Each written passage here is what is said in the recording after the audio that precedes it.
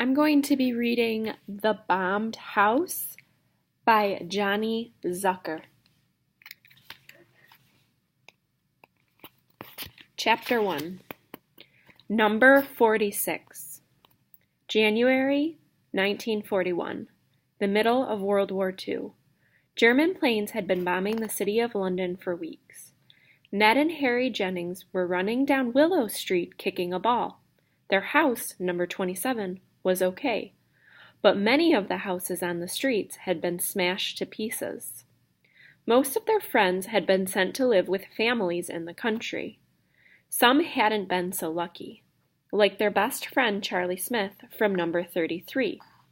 He had died 3 months ago, along with all of his family, when a German bomb hit their house.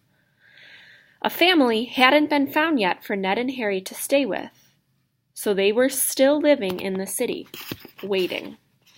They stopped outside number 46 on Willow Street.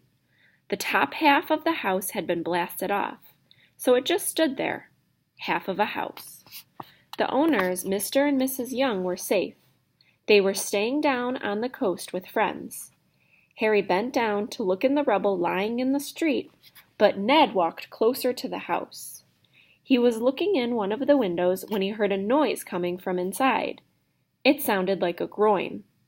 "Harry," he called, "I heard a noise in there." Harry stood up and looked at him. "Don't be silly, Ned," he answered, checking his watch. "There is nothing there, and anyway, we need to get home." They started to walk back towards their house. Ned looked at number 46. He knew he wasn't wrong.